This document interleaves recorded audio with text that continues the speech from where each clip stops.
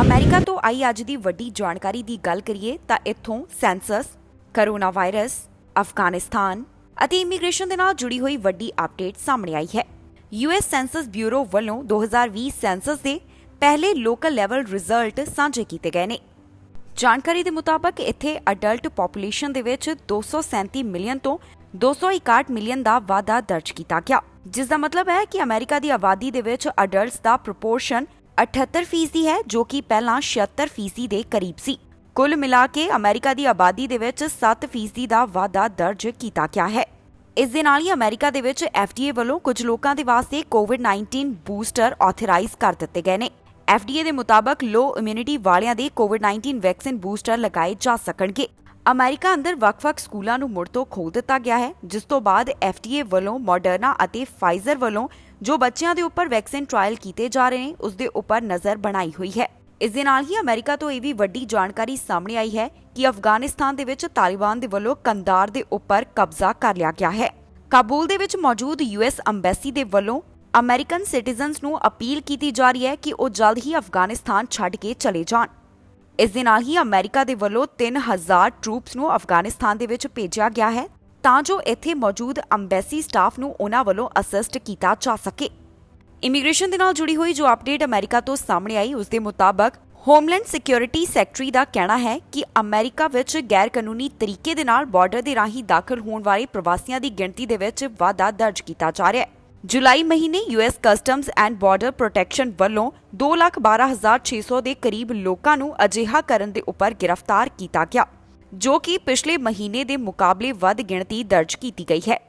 ਇਸੇ ਦੇ ਚੱਲਦਿਆਂ ਬਾਈਡਨ ਪ੍ਰਸ਼ਾਸਨ ਵੱਲੋਂ ਇਸ ਨੂੰ ਰੋਕਣ ਦੇ ਵਾਸਤੇ ਕਾਰਵਾਈ ਕੀਤੀ ਜਾ ਰਹੀ ਹੈ। ਉਹਨਾਂ ਵੱਲੋਂ ਸਰਹੱਦ ਦੇ ਆਲੇ-ਦੁਆਲੇ ਵੱਧ ਕਰਮਚਾਰੀ ਤੈਨਾਤ ਕੀਤੇ ਜਾ ਰਹੇ ਨੇ। ਇਸ ਦਾ ਮਕਸਦ ਹੈ ਕਿ ਜਿਹੜੇ ਮੈਕਸੀਕੋ ਬਾਰਡਰ ਦੇ ਰਾਹੀਂ ਅਮਰੀਕਾ ਦੇ ਵਿੱਚ ਗੈਰ ਕਾਨੂੰਨੀ ਤਰੀਕੇ ਦੇ ਨਾਲ ਦਾਖਲ ਹੁੰਦੇ ਨੇ, ਉਹਨਾਂ ਨੂੰ ਰੋਕਿਆ ਜਾ ਸਕੇ। ਸਰੀ ਤੋਂ ਗੋਲੀਬਾਰੀ ਦਾ ਮਾਮਲਾ ਸਾਹਮਣੇ ਆਇਆ, ਜਿਸ ਦੀ ਜਾਣਕਾਰੀ ਸਰੀ RCMP ਵੱਲੋਂ ਸਾਂਝੀ ਕੀਤੀ ਗਈ ਹੈ। ਸਰੀ RCMP ਦਾ ਕਹਿਣਾ ਹੈ ਕਿ ਗਿਲਫੋਰਡ ਦੇ ਵਿੱਚ ਜੋ ਗੋਲੀਬਾਰੀ ਹੋਈ ਹੈ, ਇਸ ਦੇ ਵਿੱਚ ਇੱਕ ਵਿਅਕਤੀ ਜ਼ਖਮੀ ਹੋਇਆ ਹੈ ਤੇ ਨਾਲ ਹੀ ਉਹਨਾਂ ਵੱਲੋਂ ਇਸ ਮਾਮਲੇ ਤਹਿਤ ਕਾਰਵਾਈ ਕਰਦਿਆਂ 2 ਜਾਣਿਆਂ ਨੂੰ ਗ੍ਰਿਫਤਾਰ ਕੀਤਾ ਗਿਆ। ਇਸ ਘਟਨਾ ਦੇ ਬਾਰੇ ਸਰੀ RCMP ਵੱਲੋਂ ਇੱਕ ਨਿਊਜ਼ ਰਿਲੀਜ਼ ਜਾਰੀ ਕੀਤੀ ਗਈ, ਜਿੱਥੇ ਉਹਨਾਂ ਨੇ ਦੱਸਿਆ ਕਿ 148th ਸਟਰੀਟ ਦੇ 9100 ਬਲਾਕ ਤੋਂ ਉਹਨਾਂ ਨੂੰ ਗੋਲੀਬਾਰੀ ਦੀ ਘਟਨਾ ਦੇ ਬਾਰੇ ਕਾਲ ਆਈ ਸੀ ਤੇ ਨਾਲ ਹੀ ਉਹਨਾਂ ਨੂੰ ਇਹ ਵੀ ਪਤਾ ਚੱਲਿਆ ਕਿ ਸਸਪੈਕਟ ਵੱਲੋਂ ਵਾਹਨ ਦੇ ਰਾਹੀਂ ਭੱਜਣ ਦੀ ਕੋਸ਼ਿਸ਼ ਕੀਤੀ ਜਾ ਰਹੀ ਹੈ। ਜਦੋਂ RCMP ਘਟਨਾ ਵਾਲੀ ਥਾਂ ਦੇ ਉੱਪਰ ਪਹੁੰਚੀ ਤਾਂ ਉਹਨਾਂ ਵੱਲੋਂ ਇਸ ਵਾਹਨ ਨੂੰ ਰੁਕਵਾਇਆ ਗਿਆ, ਜਿਸ ਦੇ ਵਿੱਚ ਸਸਪੈਕਟ ਭੱਜਣ ਦੀ ਕੋਸ਼ਿਸ਼ ਕਰ ਰਹੇ ਸਨ ਅਤੇ ਇਹਨਾਂ 2 ਜਾਣਿਆਂ ਨੂੰ ਪੁਲਿਸ ਵੱਲੋਂ ਗ੍ਰਿਫਤਾਰ ਕੀਤਾ ਗਿਆ। RCMP ਦਾ ਕਹਿਣਾ ਹੈ ਕਿ ਇਸ ਘਟਨਾ ਦੇ ਵਿੱਚ ਜੋ ਇੱਕ ਵਿਅਕਤੀ ਜ਼ਖਮੀ ਹੋਇਆ ਹੈ, ਉਸ ਨੂੰ ਹਸਪਤਾਲ ਦੇ ਵਿੱਚ ਭਰਤੀ ਕਰਵਾਇਆ ਗਿਆ, ਜਿੱਥੇ ਉਸ ਦੀ ਹਾਲਤ ਖਤਰੇ ਤੋਂ ਬਾਹਰ ਹੈ। RCMP ਵੱਲੋਂ ਸਰੀ ਦੇ ਵਿੱਚ ਵਾਪਰੀ ਇਸ ਗੋਲੀਬਾਰੀ ਦੀ ਘਟਨਾ ਨੂੰ ਟਾਰਗੇਟਡ ਦੱਸਿਆ ਗਿਆ, ਪਰ ਅਜੇ ਉਹਨਾਂ ਵੱਲੋਂ ਗੋਲੀਬਾਰੀ ਦੇ ਕਾਰਨਾਂ ਦਾ ਪਤਾ ਲਗਾਉਣ ਸੰਬੰਧੀ ਜਾਂਚ ਕੀਤੀ ਜਾ ਰਹੀ ਹੈ। ਇਸ ਬਾਰੇ ਇਹ ਵੀ ਪਤਾ ਚੱਲਿਆ ਹੈ ਕਿ ਪੀੜਤ ਅਤੇ ਸਸਪੈਕਟ ਇੱਕ ਦੂਸਰੇ ਨੂੰ ਜਾਣਦੇ ਸਨ। ਇਸ ਦੇ ਨਾਲ ਹੀ RCMP ਵੱਲੋਂ ਇਹ ਵੀ ਸਪਸ਼ਟ ਕਰ ਦਿੱਤਾ ਗਿਆ ਹੈ ਕਿ ਇਸ ਘਟਨਾ ਦਾ ਕੋਈ ਵੀ ਸੰਬੰਧ ਲੋਅਰ ਮੇਨਲੈਂਡ ਗੈਂਗ ਕੌਨਫਲਿਕਟ ਦੇ ਨਾਲ ਨਹੀਂ ਹੈ। RCMP ਦਾ ਕਹਿਣਾ ਹੈ ਕਿ ਜੇਕਰ ਕਿਸੇ ਨੂੰ ਵੀ ਇਸ ਘਟਨਾ ਦੇ ਬਾਰੇ, ਜਾਣੀ ਕਿ ਸਰੀ ਦੀ ਗੋਲੀਬਾਰੀ ਦੇ ਬਾਰੇ ਕੋਈ ਵੀ ਜਾਣਕਾਰੀ ਹੋਵੇ ਤਾਂ 6045990502 ਦੇ ਉੱਪਰ ਸਰੀ RCMP ਅਤੇ 180022284777 ਦੇ ਉੱਪਰ ਕ੍ਰਾਈਮ ਸਟਾਪਰਸ ਦੇ ਨਾਲ ਸੰਪਰਕ ਕੀਤਾ ਜਾ ਸਕਦਾ ਹੈ। ਫਿਲਹਾਲ RCMP ਵੱਲੋਂ ਪੀੜਤ ਅਤੇ ਸਸਪੈਕਟ ਦੋਹਾਂ ਦੇ ਨਾਮ ਜਨਤਕ ਨਹੀਂ ਕੀਤੇ ਗਏ। ਮਾਮਲਾ ਅਮਰੀਕਾ ਤੋਂ ਸਾਹਮਣੇ ਆਇਆ, ਜਿੱਥੇ ਕਾਰਨੀਵਲ ਕਰੂਜ਼ ਦੇ ਵਿੱਚ 27 ਜਾਣੇ ਕਰੋਨਾ ਪੋਜ਼ਿਟਿਵ ਪਾਏ ਗਏ ਹਨ। ਇਹ ਜਾਣਕਾਰੀ ਬਲਾਈਵ ਟੂਰਿਜ਼ਮ ਬੋਰਡ ਵੱਲੋਂ ਸਾਂਝੀ ਕੀਤੀ ਗਈ ਹੈ।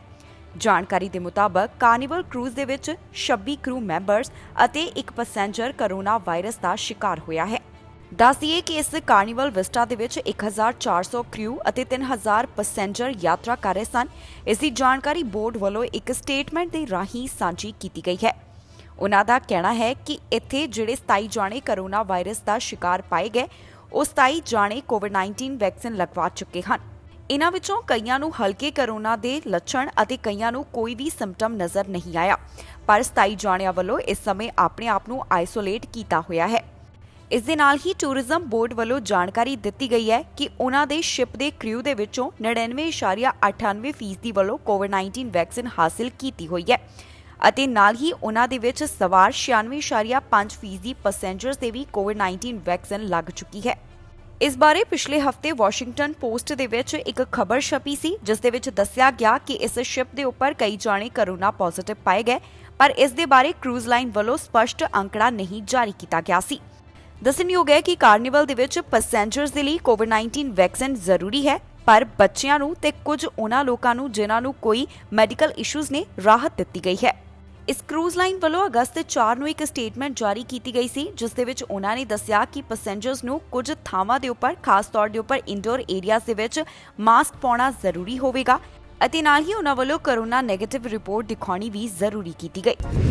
ਮਾਮਲਾ ਅਮਰੀਕਾ ਤੋਂ ਸਾਹਮਣੇ ਆਇਆ, ਜਿੱਥੇ ਕਾਰਨੀਵਲ ਕਰੂਜ਼ ਦੇ ਵਿੱਚ 27 ਜਾਣੇ ਕੋਰੋਨਾ ਪੋਜ਼ਿਟਿਵ ਪਾਏ ਗਏ ਹਨ। ਇਹ ਜਾਣਕਾਰੀ ਬਲਾਈਜ਼ ਟੂਰਿਜ਼ਮ ਬੋਰਡ ਵੱਲੋਂ ਸਾਂਝੀ ਕੀਤੀ ਗਈ ਹੈ।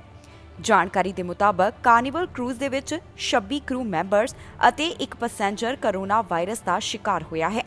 ਦੱਸ ਦਈਏ ਕਿ ਇਸ ਕਾਰਨੀਵਲ ਵਿਸਟਾ ਦੇ ਵਿੱਚ 1400 ਕਰੂ ਅਤੇ 3000 ਪੈਸੇਂਜਰ ਯਾਤਰਾ ਕਰ ਰਹੇ ਸਨ। ਇਸ ਦੀ ਜਾਣਕਾਰੀ ਬੋਰਡ ਵੱਲੋਂ ਇੱਕ ਸਟੇਟਮੈਂਟ ਦੇ ਰਾਹੀਂ ਸਾਂਝੀ ਕੀਤੀ ਗਈ ਹੈ। ਉਹਨਾਂ ਦਾ ਕਹਿਣਾ ਹੈ ਕਿ ਇੱਥੇ ਜਿਹੜੇ 27 ਜਾਣੇ ਕੋਰੋਨਾ ਵਾਇਰਸ ਦਾ ਸ਼ਿਕਾਰ ਪਾਏ ਗਏ, ਉਹ 27 ਜਾਣੇ ਕੋਵਿਡ-19 ਵੈਕਸੀਨ ਲਗਵਾ ਚੁੱਕੇ ਹਨ। ਇਨ੍ਹਾਂ ਵਿੱਚੋਂ ਕਈਆਂ ਨੂੰ ਹਲਕੇ ਕੋਰੋਨਾ ਦੇ ਲੱਛਣ ਅਤੇ ਕਈਆਂ ਨੂੰ ਕੋਈ ਵੀ ਸਿੰਪਟਮ ਨਜ਼ਰ ਨਹੀਂ ਆਇਆ, ਪਰ 27 ਜਾਣਿਆਂ ਵੱਲੋਂ ਇਸ ਸਮੇਂ ਆਪਣੇ ਆਪ ਨੂੰ ਆਈਸੋਲੇਟ ਕੀਤਾ ਹੋਇਆ ਹੈ। ਇਸ ਦੇ ਨਾਲ ਹੀ ਟੂਰਿਜ਼ਮ ਬੋਰਡ ਵੱਲੋਂ ਜਾਣਕਾਰੀ ਦਿੱਤੀ ਗਈ ਹੈ ਕਿ ਉਹਨਾਂ ਦੇ ਸ਼ਿਪ ਦੇ ਕ੍ਰਿਊ ਦੇ ਵਿੱਚੋਂ 99.98% ਵੱਲੋਂ ਕੋਵਿਡ-19 ਵੈਕਸੀਨ ਹਾਸਲ ਕੀਤੀ ਹੋਈ ਹੈ ਅਤੇ ਨਾਲ ਹੀ ਉਹਨਾਂ ਦੇ ਵਿੱਚ ਸਵਾਰ 96.5% ਪੈਸੇਂਜਰਸ ਦੇ ਵੀ ਕੋਵਿਡ-19 ਵੈਕਸੀਨ ਲੱਗ ਚੁੱਕੀ ਹੈ।